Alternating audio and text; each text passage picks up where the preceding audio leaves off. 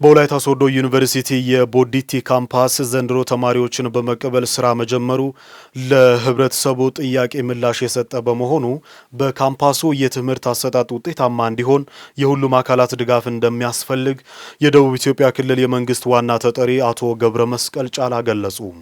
ወደ ቦዲቲ ካምፓስ የተመደቡ ተማሪዎች ደህንነታቸው ተጠብቆ እንዲማሩ የሚመለከታቸው ኃላፊነት እንዲወስዱ የጠየቁት ደግሞ የወላይታ ዞን ዋና አስተዳዳሪ ረዳት ፕሮፌሰር ሳሙኤል ተሰማ ናቸው።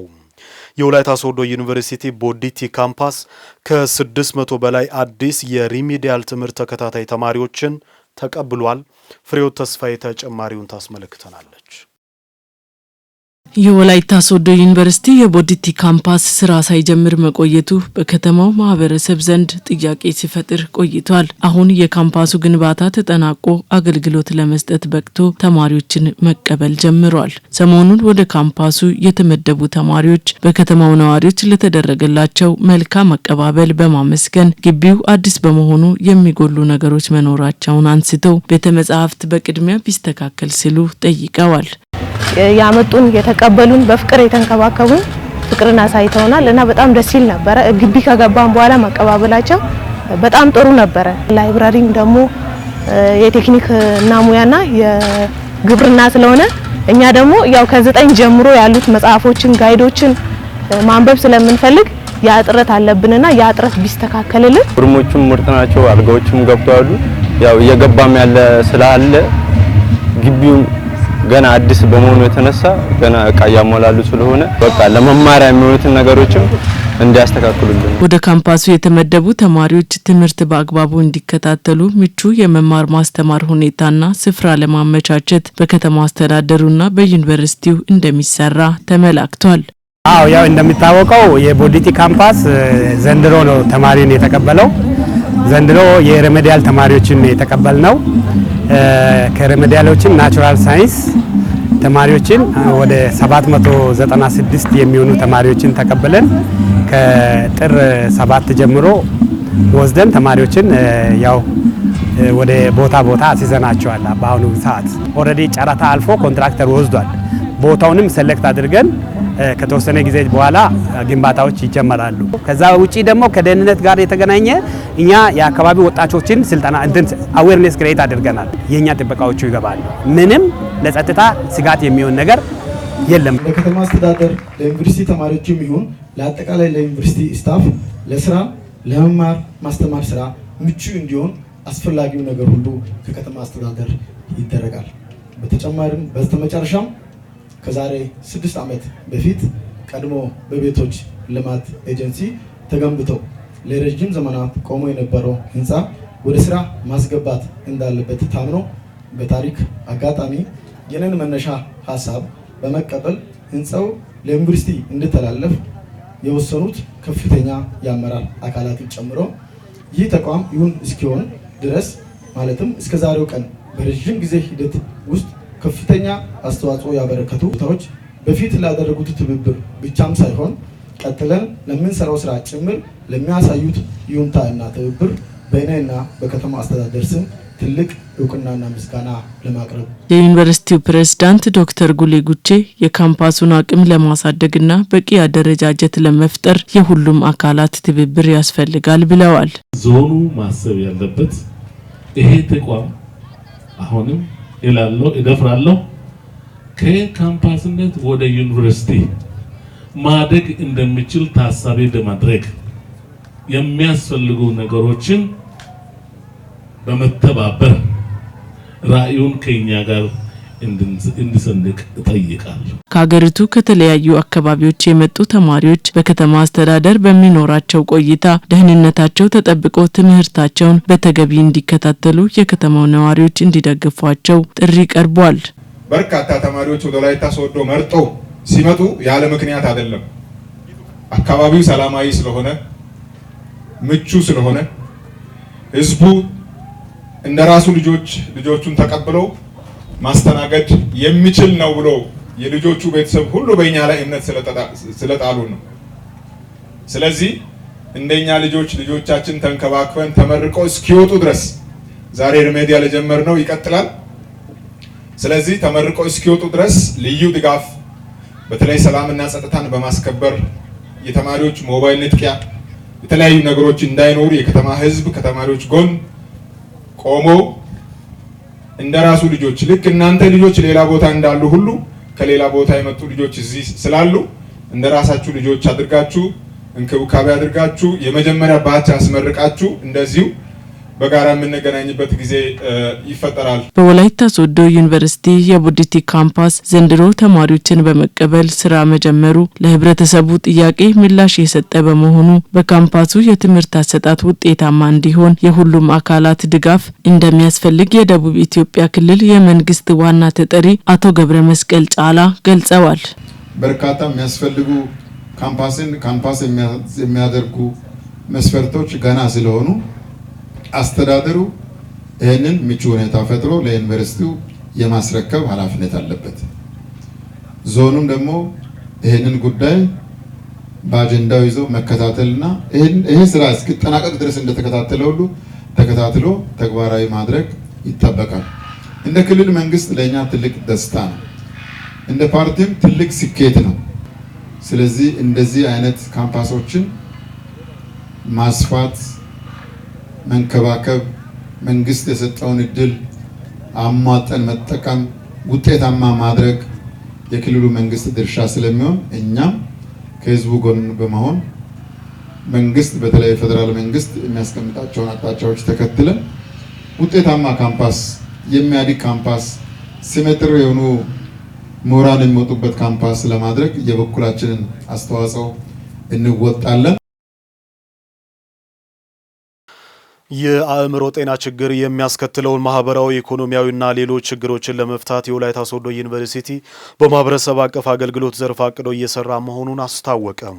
ወጣቶችን ለአእምሮ ጤና ተጋላጭ የሚያደርጉ ጉዳዮችን ቀድሞ በመከላከልና ችግሩ ያለባቸውን ሰዎች ከማግለል ይልቅ በማቀራረብ ተገቢውን ሕክምና እንዲያገኙ በልዩ ትኩረት ሊሰራ እንደሚገባ የዩኒቨርሲቲው ምርምርና ቴክኖሎጂ ሽግግር ምክትል ፕሬዝዳንት ዶክተር ዘውድነህ ቶማስ ገልጸዋል። የወጣቶች የአእምሮ ጤና ለመጠበቅ ዩኒቨርሲቲው እየሰራ ያለውን ስራ ውጤታማ ለማድረግ የራሳቸውን ኃላፊነት እንወጣለን ያሉት ደግሞ የባለድርሻ አካላት ናቸው። ለአማኑኤል ጃጊሶ ዘገባ እድገት እስራኤል። የወላይታ ሶዶ ዩኒቨርሲቲ ከጊዜ ወደ ጊዜ እየተስፋፋ የመጣውን የወጣቶች አእምሮ ጤና የሚጎዱ ጉዳዮች ዙሪያ ያካሄደውን ጥናታዊ ጽሑፍ ጉዳዩ የሚመለከታቸው አካላት ጋር ውይይት አድርገዋል። የወላይታ ሶዶ ዩኒቨርሲቲ ምርምርና ቴክኖሎጂ ሽግግር ምክትል ፕሬዝዳንት ዶክተር ዘውድነህ ቶማስ ወጣቶችን ለአእምሮ ጤና ችግር ተጋላጭ የሚያደርጉ ጉዳዮችን ቀድሞ የመከላከል ስራና ጤናማ ትውልድን የማፍራት ተግባር የሁሉም ስራ ሊሆን ይገባል ብለዋል። የሶሻል ሚዲያ አጠቃቀም በጣም ለአእምሮ ጤና ችግር ከሚያጋልጡ ለሱስ ከሚያጋልጡ ከዛ ጋርም ተያይዞ የሚመጣውን ማህበረሰባዊ የሶሻል ክራይሲስ በትምህርት ውጤታማ ያለመሆን ኢኮኖሚክ ክራይሲስ ሁሉ የሚያስከትል መሆኑ የቤቲንግ የጋምብሊንግ አሁን አዲስን ተሰጥቶት ደግሞ የውሻ ቤት ምናምን የተባለው መታየት አለበት እንዲቴል ማለት ነው። ኢኮኖሚክ አክቲቪቲውም ጤናማ እንዲሆን በሱስ ተጠምዶ በአእምሮ ጤና ችግር ምክንያት በየቦዩ በየመንገዱ የወደቀ ሰው ማየት የለብንም። በተለይ የፖለቲካ ሰዎች በልዩነት ማየት አለባቸው፣ መደገፍ አለባቸው። ለነዋሪዎቿ ምቹ የሆነች ዘራፊ፣ ሌባ እና ሱሰኛ የወደቀ ሰው የማይታይባት ከተማ እንድትሆን መስራት ይኖርብናል ሁላችንም።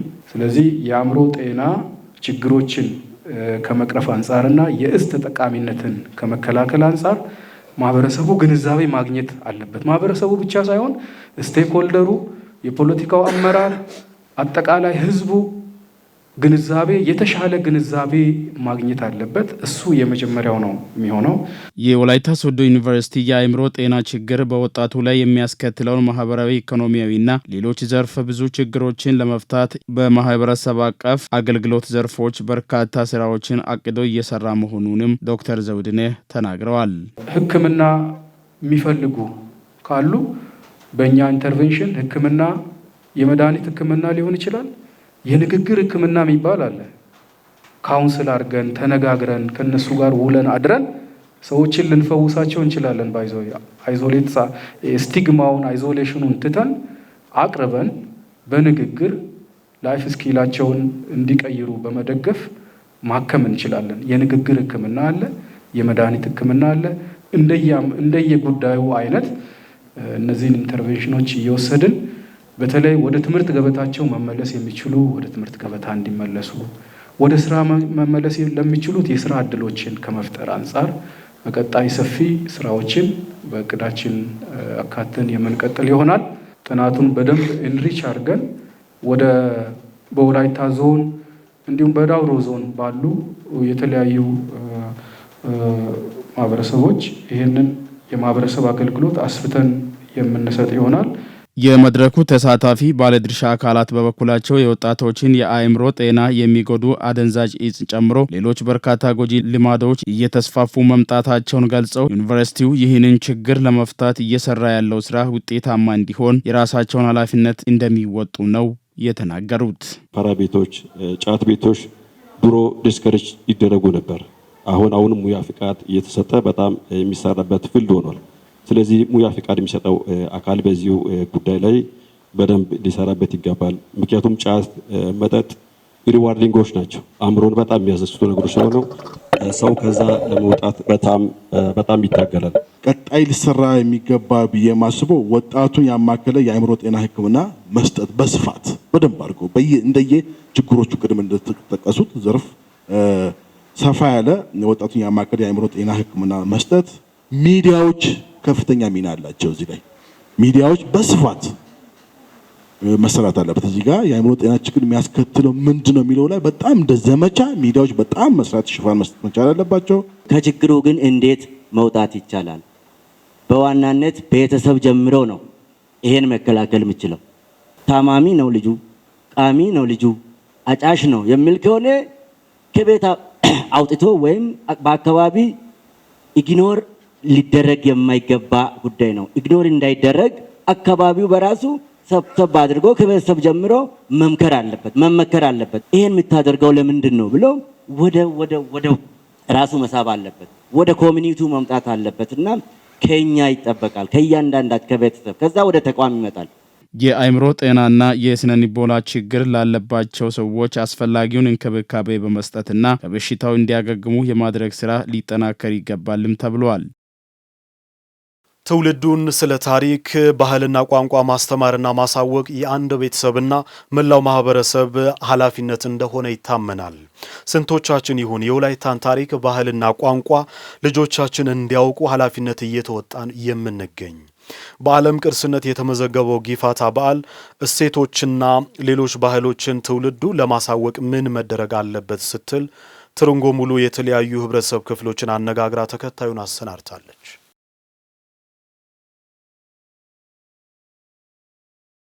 ልጆቻችን ባህላቸውን የራሳቸውን ባህል ወግ አውቆ እንዲያድጉ የወላጆቻቸው ድርሻ ትልቅ ነው።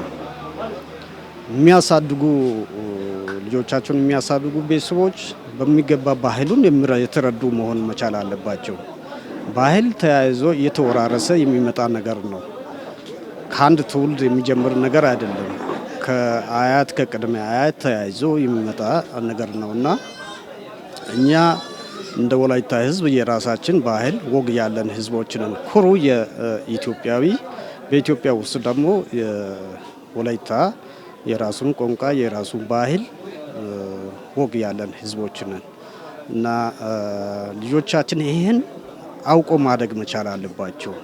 ለማንኛውም ከሌሎች ኢትዮጵያ ብሔር ብሔረሰቦች ጋር አገራቸውን የሚወዱ ከተፈለገ ያሉበትን መጀመሪያ የራሳቸውን ብሔራቸውን የራሳቸውን ባህላቸውን አውቆ አድጎ የሌሎቹን አክብሮ ማደግ መቻል አለባቸው ብዬ አስባለሁ። ዘመናችን ወይም በእኛ ጊዜ አሁን ባለው ሁኔታ የልጆቻችንን አስተዳደግ ስንመለከት የሚያሳዝኑ ነገሮች ይበዛሉ።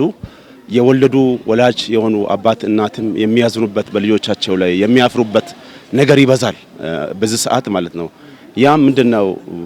ልጆችን መጀመሪያ በፈሪሃ እግዚአብሔር ፈጣሪን በመፍራት ማሳደግ ይጠበቅ። ኃላፊነትን የእግዚአብሔርም ቃል ኃላፊነት ሰጥቷል ለቤተሰብ ለልጆች ኃላፊነት ተሰጥቷቸዋል ከእግዚአብሔር ከፈጣሪ ማለት ነው።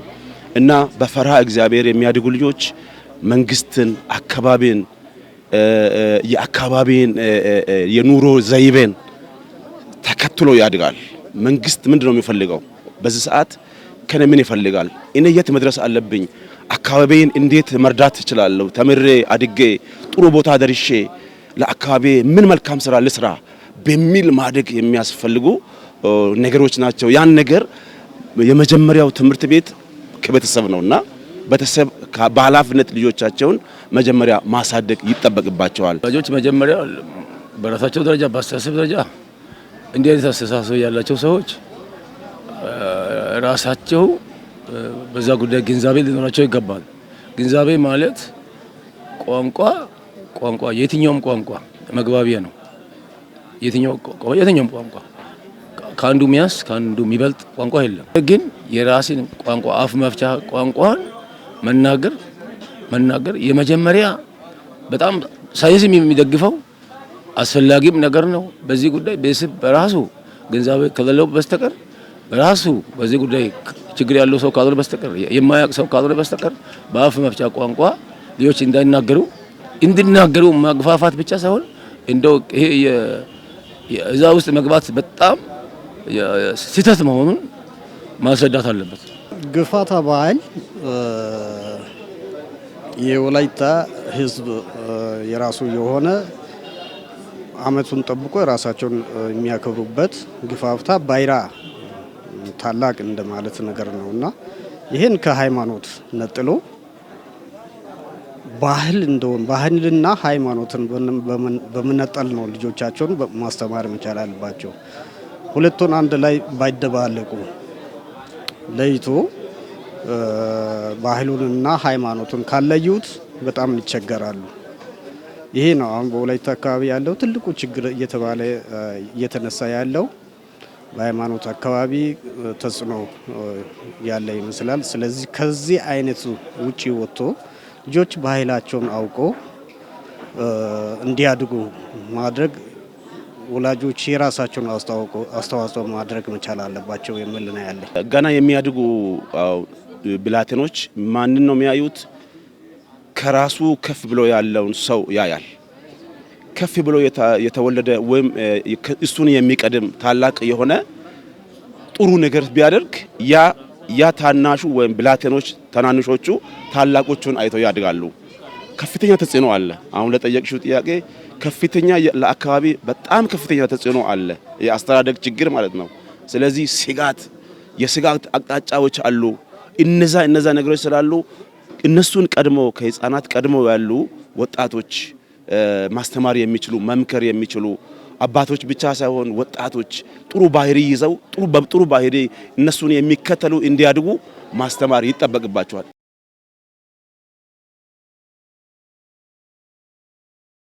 የሕዝብ ተወካዮች ምክር ቤት የምርጫ አዋጁን በማሻሻል በዲጂታል ቴክኖሎጂ የታገዘ ግልጽ ዲሞክራሲያዊና ፍትሃዊ ምርጫ ማከናወን የሚያስችሉ ምቹ ሁኔታዎች እንዲፈጠሩ ማድረጉን የምክር ቤቱ አፈ ጉባኤ ታገሰ ጫፎ ገለጹ።